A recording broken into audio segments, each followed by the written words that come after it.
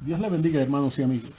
En esta mañana le damos la bienvenida a mi escuela bíblica, donde estaremos tratando la lección número 13, la iglesia, una comunidad de amor.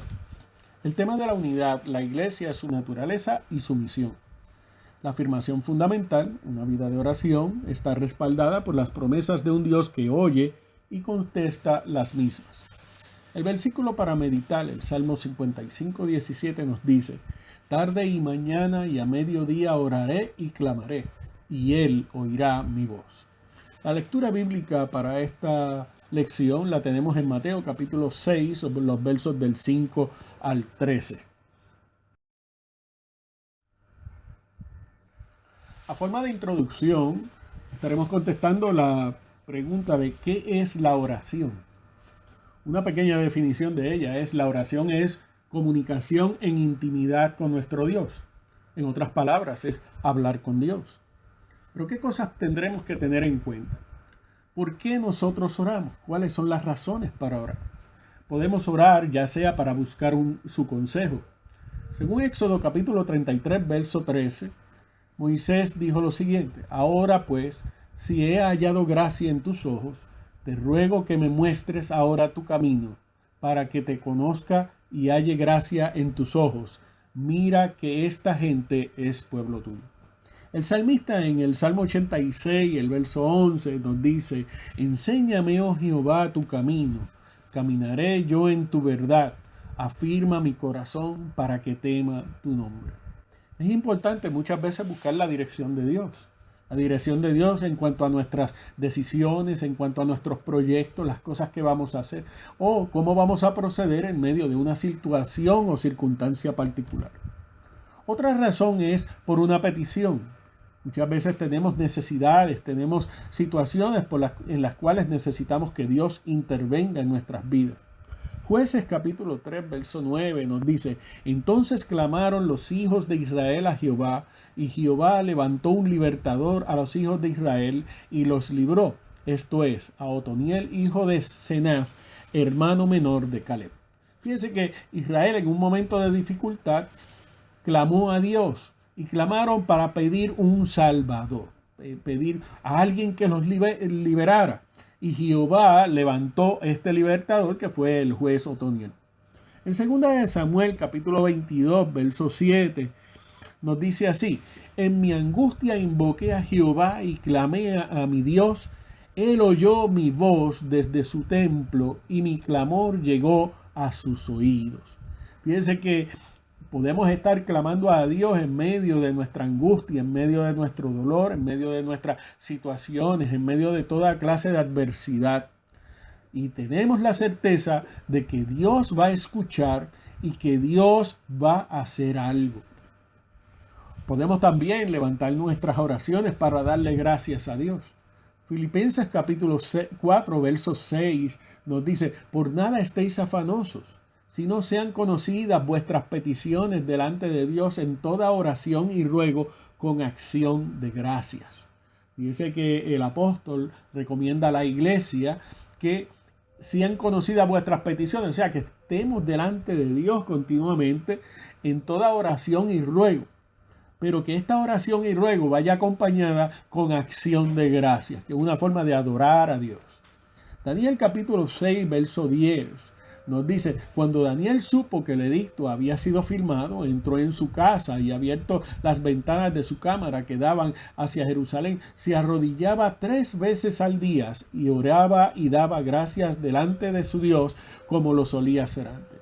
A Daniel en ese momento no le importó, ¿verdad?, el que un edicto que prohibía el invocar a otro Dios o clamar a otro Dios o buscar el rostro de otro Dios que no fuera el Dios de los babilonios,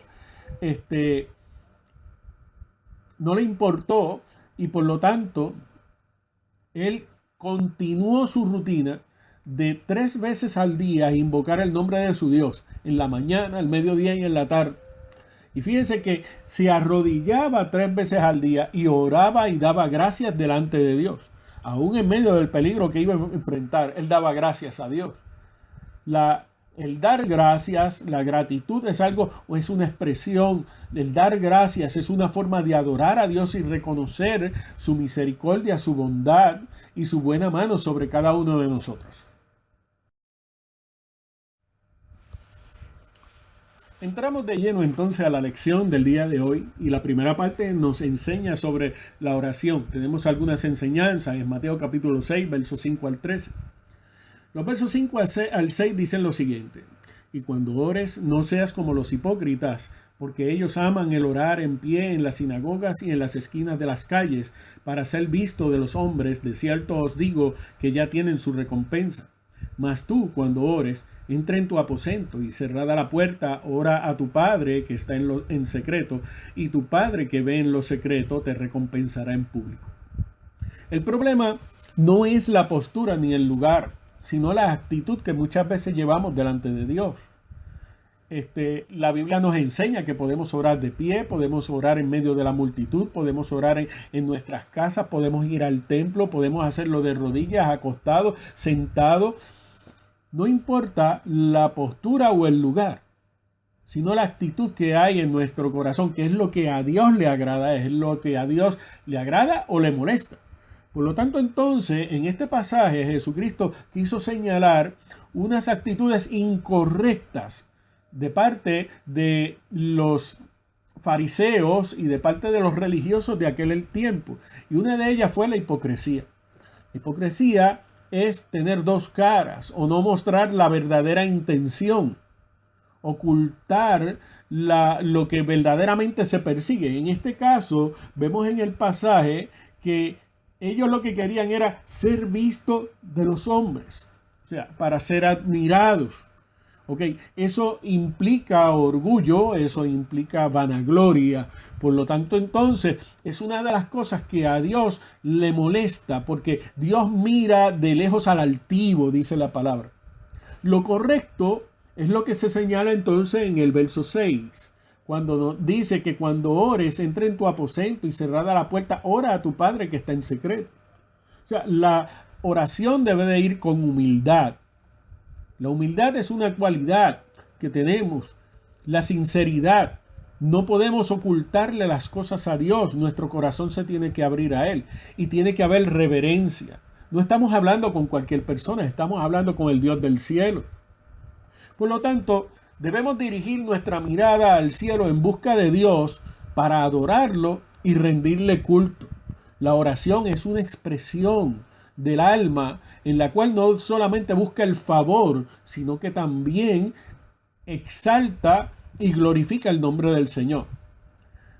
Otro aspecto es confiado en que Él escucha y contesta. O sea, el que ora tiene que tener fe de que Dios le va a escuchar y que Dios va a contestar la oración.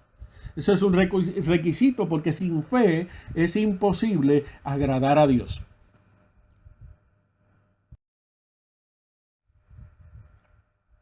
Los versos 7 al 8 nos dicen lo siguiente: y orando, no uséis vanas repeticiones, como los gentiles que piensan que por su palabrería serían oídos. No os hagáis pues semejante a ellos, porque vuestro Padre sabe de qué cosa tenéis necesidad, antes que vosotros le pidáis. Una de las cosas que está señalando Jesucristo en estos pasajes son varios errores que se pueden cometer mientras oramos. Cuando habla de vanas repeticiones, la oración tenemos que entender que no es un rezo o una repetición de algo, sino que es una expresión espontánea y debe de ser más una conversación. Esta era la práctica de religiones paganas, que pensaban que en las repeticiones, pues sus dioses le iban a escuchar y le iban a contestar lo que ellos estaban pidiendo. La oración es espontánea, es una expresión del alma. En la oración abrimos nuestro corazón a una conversación en la cual hablamos con Dios, le expresamos nuestro sentir, le expresamos nuestras necesidades. Podemos expresarle muchas cosas y hasta adorarlo. Segundo, no tenemos que convencer a Dios con argumentos, con vanas palabrerías. Él conoce nuestros pensamientos, Él conoce nuestras intenciones y Él conoce nuestra necesidad. Por lo tanto, no tenemos por qué convencerlo. Dios lo que espera es que simplemente expresemos lo que sentimos y lo que pensamos. No podemos justificar nuestros hechos delante de Dios. Por lo tanto, entonces, con nuestros argumentos no podemos justificarnos a nosotros mismos. Fíjense que la oración más bien se apropia de los beneficios que Cristo obtuvo en la cruz del Calvario, donde nos justifica por medio de su sangre y de la expiación de nuestros pecados. Por lo tanto, entonces, nosotros no podemos justificar nuestros hechos si están bien o si están mal a la luz nuestra. Más bien, tenemos que ir con una actitud de arrepentimiento en busca de la misericordia y del favor divino. Es entonces cuando Jesucristo da un ejemplo para enseñarle a sus discípulos cómo deberían de orar. Aquí tenemos entonces la sección donde vamos a hablar acerca del Padre Nuestro. Vosotros pues oraréis así: Padre nuestro que está en los cielos, santificado sea tu nombre. Venga tu reino, hágase tu voluntad como en el cielo, así también en la tierra. El pan nuestro de cada día, dánoslo hoy, y perdónanos nuestras deudas, como también nosotros perdonamos a nuestros deudores. No nos metas en tentación, mas líbranos del mal, porque tuyo es el reino y el poder y la gloria por todos los siglos. Amén. La oración que Jesucristo presenta aquí, gloria al nombre del Señor, es un modelo. El Padre Nuestro es un modelo de oración, es un ejemplo de oración. Y por lo tanto, entonces, vamos a ver aquí 5 puntos importantes acerca de esta oración que ha sido de inspiración a muchos de nosotros. Primero, la oración va dirigida al Padre, reconociendo quién es Él. O sea, Dios es digno de alabanza y de adoración. Padre nuestro que está en los cielos, santificado sea su nombre. Implica el que yo estoy reconociendo, primeramente, una relación de intimidad entre Dios y yo como su hijo. Además de eso, de que Él es santo y por lo tanto implica el que yo debo de adorarlo y ser reverente delante de Él. Segundo, nos habla de venga tu reino, hágase tu voluntad como en el cielo, así también en la tierra. El reino de Dios es presente y futuro. El comienzo del anuncio del Evangelio nos decía, porque el reino de los cielos se ha acercado. En la actualidad necesita el que se cumplan condiciones que permitan su establecimiento. Por lo tanto, entonces, cuando habla de venga tu reino, estamos hablando de que el reino de Dios se establezca en medio de los hombres. Jesucristo dijo, el reino de los cielos está entre ustedes. Ahora bien, el reino de los cielos está empezando a ser conmovido, adicional a eso, y sufre violencia y los violentos lo arrebatan, también mencionó el maestro. Ahora bien, el Señor a lo que se refería es que el reino de Dios entonces empezó a ser establecido a partir del momento en que Cristo viene y muere en la cruz del Calvario. Y viene a ser establecido derrotando a su adversario Satanás en la cruz. Por lo tanto, entonces el reino de Dios comienza a expandirse no solamente desde el pueblo de Israel, sino entonces a través de la iglesia de Jesucristo. Una de las cosas que necesitamos es que el evangelio sea predicado a todas las naciones, que las almas sean alcanzadas. Y entonces, dice la palabra, vendrá el fin. Por lo tanto, entonces, además de eso, la iglesia, los salvados, tienen que madurar, tienen que crecer. Hay razones por las cuales orar. Hay que orar por una iglesia llena del Espíritu Santo. Hay que orar por una iglesia que cumpla la misión de predicar y evangelizar. Hay que orar por pastores, evangelistas, misioneros que Dios levante y capacite para realizar su obra. Hay que orar por las almas que se pierden para que puedan ser alcanzadas por el Señor. Oramos por nuestras familias, por nuestras amistades inconversas, por tantas cosas que tienen que ver con el reino. Ahora bien, el tercer punto es el de el pan nuestro de cada día, dánoslo hoy. Dios es el que nos sostiene y provee. El creyente necesita nutrir su espíritu, alma y cuerpo. Por lo tanto, entonces aquí estamos presentando a Dios como un proveedor, y cuida de nosotros como un buen pastor. Por lo tanto, estamos hablando de lo que necesitamos no físicamente, no necesariamente físicamente, sino lo que necesitamos también espiritualmente. Necesitamos la palabra de Dios, que es la que produce la fe. Necesitamos crecer y madurar con la acción del Espíritu Santo en la experiencia de vida que debemos tener día a día frente a la presencia del Señor. Al mismo tiempo, debemos de ser capacitados para realizar la obra del ministerio. Además de eso, gloria al nombre del Señor, Dios se va a preocupar de cada una de las necesidades que nosotros tenemos. Uno de los versos clave aquí es: buscad primeramente el reino de Dios y su justicia, y las demás cosas vendrán por añadidura. O sea, no podemos estar afanados por las cosas de este mundo. Más bien, debemos buscar las cosas que tienen que ver con el reino de Dios. Y Dios se encargará de suplir cada una de estas cosas que nosotros necesitamos. Cuarto punto es que reconocemos nuestras debilidades. Cuando habla de y perdonamos nuestras deudas. Y perdónanos nuestras deudas, como también nosotros perdonamos a nuestros deudores. Es que reconocemos nuestras debilidades y defectos. O sea, que podemos pecar, podemos faltar al Señor en el día a día. Ante esta realidad necesitamos arrepentirnos y reconciliarnos con Dios y el prójimo. Porque hay veces que también somos objeto de la burla, de la crítica y del ataque de otras personas. La palabra nos enseña a orar por los que nos transgreden. La palabra nos enseña a orar por nuestros enemigos, por nuestros adversarios. Una muestra de amor es la oración a favor de ellos. Por lo tanto, entonces, tenemos que aprender a buscar el perdón de Dios a través del arrepentimiento, pero también tenemos que aprender a perdonar. Porque de otra forma, Dios no nos perdonaría. En la medida en que vamos a perdonar, Dios nos va a perdonar a nosotros. Quinto punto: y no nos metas en tentación, mas líbranos del mal. Pedimos el auxilio en medio de nuestras luchas para ser librados del mal. Nuestra mayor batalla es contra nuestra propia carne, es contra la maldad que muchas veces existe entre nosotros. Tenemos una naturaleza de pecado que nos lleva cautivo al pecado. A eso se menciona el apóstol Pablo. Se refiere el apóstol Pablo cuando habla de la lucha entre la carne y el espíritu. Por lo tanto, entonces necesitamos la provisión divina, la gracia divina. ¿Para qué? Para enfrentar a nuestro peor enemigo, que es el pecado que hay en nosotros. Por lo tanto, Efesios capítulo 6 es clave. Nos tenemos que revestir de la armadura de Dios.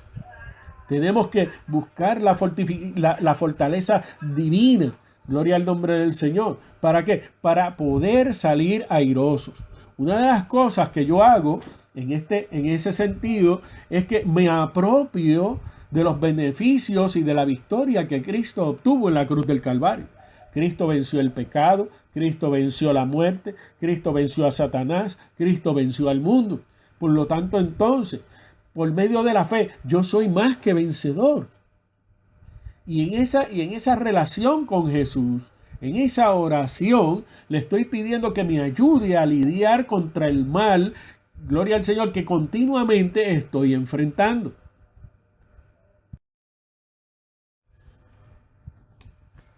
En la segunda parte de la lección del día de hoy, que se titula Seguridad de la oración, tenemos a consideración el Salmo 55, los versos 16 al 19 y Jeremías 33:3 con Mateo 7:7.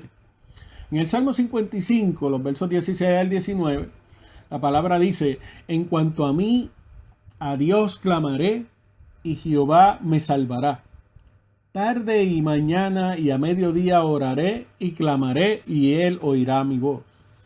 Él redimirá en paz mi alma de la guerra contra mí, aunque contra mí haya muchos. Dios oirá y los quebrantará luego. El que permanece desde la antigüedad, por cuanto no cambia ni temen a Dios. Fíjense que el salmista, una de las cosas que establece es que su oración va dirigida directamente a Dios. Pero esa oración va con la seguridad de que Jehová no solamente escuchará, sino que Él lo salvará. Él estaría dispuesto a orar tarde, mañana y al mediodía. O sea que iba a ser persistente en su oración. Y en esa persistencia Dios lo escucharía. Una vez más, en el verso 19, Él nos dice: Dios oirá. O sea, Dios, gloria al nombre del Señor, no está ajeno a nuestras realidades. Y Dios oirá la voz y el clamor de aquel que humildemente a Él se allega. Jeremías 33:3 nos dice, clama a mí y yo te responderé y te enseñaré cosas grandes y ocultas que tú conoces. Tenemos nuevamente el clamar a mí como una orden, como un mandato. Pero Dios se compromete no solamente a escuchar nuestro ruego, sino a responder este ruego. Mateo capítulo 7, verso 7, Jesús nos dice, pedid y se os dará, buscad y hallaréis, llamad y se os abrirá. O sea que fíjese que en el momento en que nosotros nos allegamos a Dios, vamos directamente donde Dios, ya sea para pedir, buscar o llamar. Dios está comprometido ¿a qué? A darnos, a que sea hallado por nosotros y que Él nos abra la puerta que necesitamos abrir. Tenemos 3 razones principales, gloria al Señor, para orar. 1, Dios le ordena al creyente a orar. La oración no es una prerrogativa. La oración no es algo que si quiero hacerlo o no o no quiero hacerlo. La oración debe de ser parte de nuestra intimidad con Dios. ¿Por qué razón? Es el único vínculo con el cual yo me comunico con Él y entro delante de su presencia. Primera de Crónicas, capítulo 16, verso 11, nos dice, buscad a Jehová y su poder, buscad su rostro continuamente. Ese buscad es un mandato. Isaí, los salmistas lo establecen de esa forma. Aún los profetas como Isaías 55:6 nos dice, buscad a Jehová mientras puede ser hallado, llamadle en tanto que está cercano. Los apóstoles, como Pablo en Colosenses capítulo 4, verso 2, nos dice, perseverad en la oración, velando en ella con acción de gracias. En Primera de Tesalonicenses capítulo 5, verso 17 nos dice, orad sin cesar.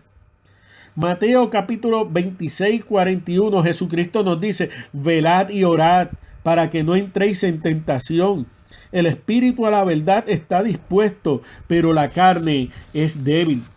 Juan capítulo 16, verso 24 nos dice, hasta ahora nada habéis pedido en mi nombre.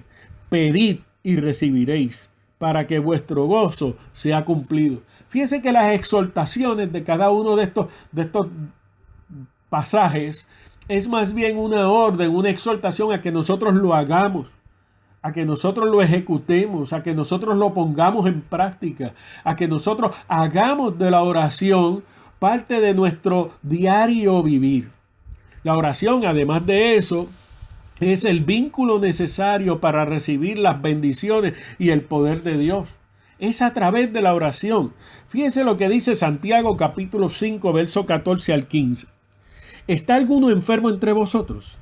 Llame a los ancianos de la iglesia y oren por él ungiéndole con aceite en el nombre del Señor. Y la oración de fe salvará al enfermo, y el Señor lo levantará, y si hubiere cometido pecado, le serán perdonados. Lo importante no es que llamemos a los ancianos. Lo importante no es que nos unjan con aceite. Lo importante es que se ore. Fíjese que y oren por él, ungiéndolo entonces con aceite. Y habla de la oración como y la oración de fe salvará. O sea, la palabra salvar aquí implica libertar. En el caso del enfermo es sanarlo. Y dice, y el Señor lo levantará. O sea, en forma de contestación a nuestra oración, el Señor lo levantará. Y si hubiera cometido pecado, le serían perdonados. O sea, que la salvación en ese término habla de salud, no solamente física, sino también espiritual. Porque cuando hablamos de pecado, estamos hablando de un alma enferma. Estamos hablando de un espíritu enfermo. Ahora bien, Hechos capítulo 4, verso 31, nos dice lo siguiente. Cuando hubieron orado, el lugar en que estaban congregados tembló y todos fueron llenos del Espíritu Santo y hablaban con denuedo la palabra de Dios. Los discípulos habían sido azotados, habían sido intimidados, les prohibieron que predicaran en el nombre de Jesucristo. Y cuando llegaron a la iglesia y expusieron todo lo que habían pasado y todo lo que le dijeron, dice la palabra que cuando hubieron orado, hicieron una oración, hermano, gloria al nombre del Señor, y esa oración produjo que el Espíritu de Dios descendiera en aquel lugar y fueron llenos del Espíritu Santo de Dios. Tercer punto es que a través de la oración colaboramos con Dios en la realización de sus planes. ¿Sabes qué? Gloria al Señor. Como hablábamos en el Padre Nuestro, cuando hablábamos del reino de Dios, venga a tu reino, esa es una parte donde colaboramos con Dios en sus planes. Dios es un Dios que tiene el control de todas las cosas, pero Dios tiene un plan, Dios tiene una misión en la cual tú y yo somos parte de la realización de ellos. Por eso Mateo capítulo 9, verso 38 nos dice: rogad pues al Señor de la mies que envíe obreros a su mies. La salvación del mundo, gloria al nombre del Señor, Jesucristo la puso en las manos de la iglesia. A pesar de que Jesucristo es el objeto de la salvación, es el medio de salvación, gloria al nombre del Señor, le dijo a la iglesia: id y predicad el evangelio a toda criatura, y el que creyere será salvo, y el que no creyere será condenado. Es a través de la prédica de la iglesia, es a través del mensaje del evangelio que la gente va a alcanzar la salvación y va a comprender cuán grande es el amor de Dios para con ellos. Por lo tanto, entonces, colaboramos con Dios cuando oramos. Gloria al nombre del Señor. Que Dios capacite gente, que Dios levante líderes, que Dios levante obreros para que vayan a la mies, porque a la verdad, la mies es mucha, los campos están blancos. Gloria al nombre del Señor. Y necesitan obreros, gloria al Señor, que vayan a recoger el fruto. Quiero mencionarle en este momento, ya que estamos hablando de la oración, unos requisitos que tiene la oración. Primero, la oración necesita una fe sincera y genuina. Marcos capítulo 11, verso 24 nos dice: por tanto os digo que todo lo que pidiereis orando, creed que lo recibiréis y os vendrá. Gloria al Señor. Fíjense que el Señor nos dice: creed que lo recibiréis. O sea, es la acción de la fe. Santiago capítulo 1, verso 16 nos dice: pero pida con fe, no dudando nada, porque el que duda es semejante a la onda del mar, que es arrastrada por el viento y echada de una parte a otra. Cuando hablamos de fe, estamos hablando de esa certeza de las cosas que se esperan y la convicción de lo que no se ve, según Hebreos capítulo 11, verso 1. Pero además de eso, la fe está cimentada en la palabra de Dios. El creyente necesita comprender la palabra de Dios, la voluntad de Dios. Gloria al nombre del Señor. Necesita leer y estudiar la palabra del Señor. ¿Sabes por qué? Porque la fe viene por el oír y el oír de la palabra. Nuestra fe tiene que estar fundamentada en las promesas y en las cosas que Dios nos ha dicho. Gloria al nombre del Señor. Le creemos a Dios y creemos lo que Él nos dice. ¿Sabes por qué? Porque Dios es verdad. Realizarse en el nombre de Jesús es el segundo requisito. Juan capítulo 14, gloria al nombre del Señor, los versos del 13 al 17 nos dice: y todo lo que pidieres al Padre en mi nombre, lo haré, para que el Padre sea glorificado en el Hijo. Si algo pidiereis en mi nombre, yo lo haré. Gloria al nombre del Señor. Fíjense que una de las cosas que tenemos que entender es que en el nombre de Jesús, gloria al Señor, hay poder, hay autoridad por lo que Él representa. Él es el Hijo de Dios, pero es también nuestro Salvador, es nuestro Redentor. Gloria al Señor. Él expió nuestras vidas en la cruz del Calvario. Gloria al Señor. Y ahora está sentado a la diestra del Padre, donde Él es nuestro sumo sacerdote e intercede por cada uno de nosotros. Es en el nombre de Jesús, gloria al nombre del Señor, que los demonios salen. Es en el nombre de Jesús que el enfermo es sanado. Es en el nombre de Jesús que se realizan milagros. Pero es en el nombre de Jesús en el cual, gloria al Señor, pedimos todas las cosas que necesitamos. Tercero, conforme a la voluntad de Dios. Para conocer la voluntad de Dios tenemos, gloria al nombre del Señor, que conocer la Escritura. Por lo tanto, la exhortación continúa en el sentido de que debemos de escudriñar las Escrituras, porque en ellas os parece que está la vida eterna. El creyente debe de amar la Biblia, debe de amar las Escrituras, gloria al nombre del Señor, debe de amar la palabra de Dios y atesorarla en su corazón. Gloria al nombre del Señor. Primera de Juan capítulo 5, verso 17. nos dice lo siguiente, verso 14, perdón, nos dice lo siguiente, y esta es la confianza que tenemos en Él, que si pedimos alguna cosa conforme a su voluntad, Él nos oye. Gloria al Señor. La voluntad de Dios es que tú vivas en victoria. La voluntad de Dios es que tú venzas el pecado. La voluntad de Dios es que tú sobrepases las pruebas. La voluntad de Dios es que seas sanado. La voluntad de Dios es que seas salvado. Y hay tantas otras cosas que están dentro de la voluntad de Dios por las cuales podemos pedir. Además de eso, Mateo capítulo 25, verso 42 nos dice, otra vez fue y oró por segunda vez diciendo, Padre mío, si no puedes pasar de mí esta copa sin que yo la beba, hágase tu voluntad. O sea, fíjense que Jesucristo en un momento dado, gloria al Señor, pensó en todo lo que iba a afrontar cuando estaba orando por nosotros en el Getsemaní. Y tal vez dio una muestra de debilidad. Pero mire, mi hermano, gloria al nombre del Señor, no era debilidad. Gloria al Señor. Él quería estar dentro de la voluntad de Dios, orar conforme a la voluntad de Dios. Gloria al nombre del Señor. Y la voluntad de Dios era que Él llegara a la cruz. Gloria al nombre del Señor. Y por lo tanto Él dice, hágase tu voluntad. Gloria al nombre del Señor. Por lo tanto, en esa ocasión Jesucristo nos enseña que todo lo que pidamos tiene que ser no solamente conforme a la voluntad de Dios, sino que todo lo que pidamos debe de ser de acuerdo a esa voluntad. Cuarto, viviendo en la voluntad de Dios. Este es un punto bien interesante. Primera de Juan capítulo 3, verso 22 nos dice, y cualquier cosa que pidiéramos la recibiremos de Él. O sea, fíjese que hay una garantía. Cualquier cosa que pidiéramos la recibiremos de Él. Pero fíjese esto, porque guardamos sus mandamientos y hacemos las cosas que son agradables delante de Él.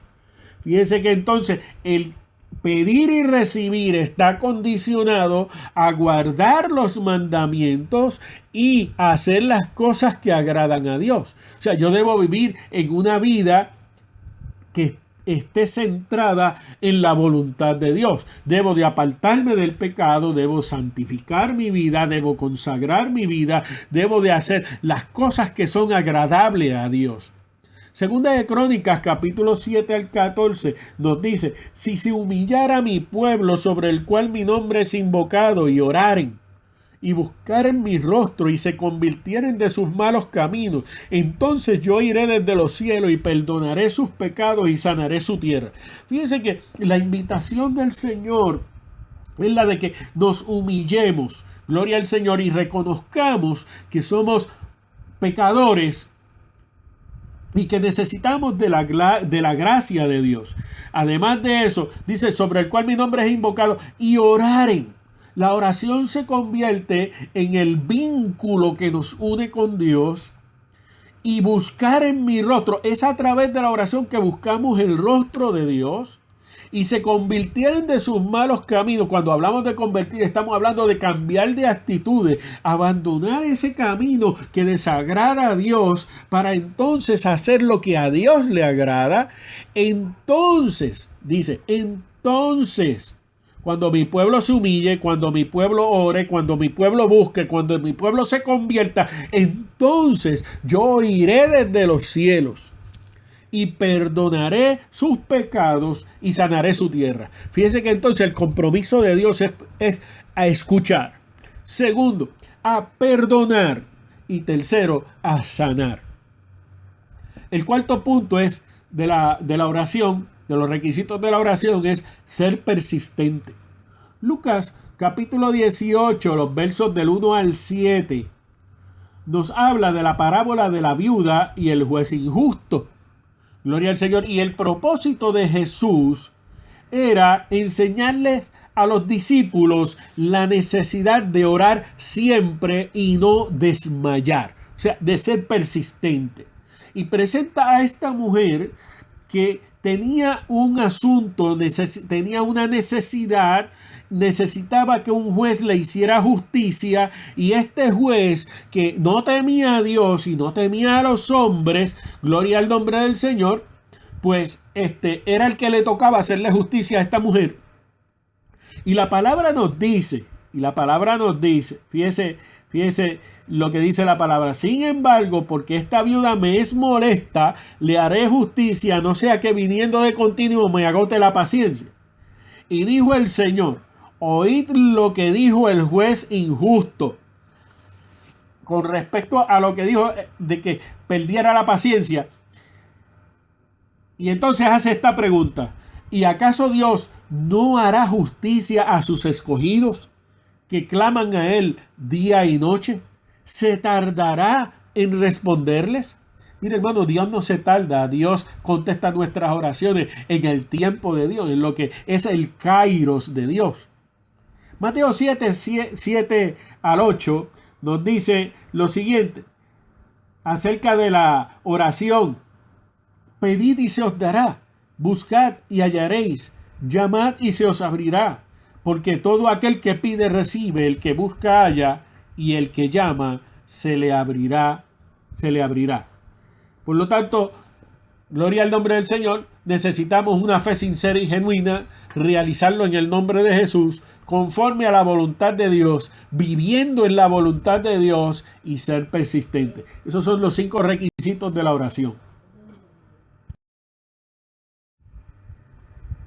Como conclusión de la clase de hoy, quiero compartir con ustedes lo que nos dice el Salmo 107, los versos 17 al 22.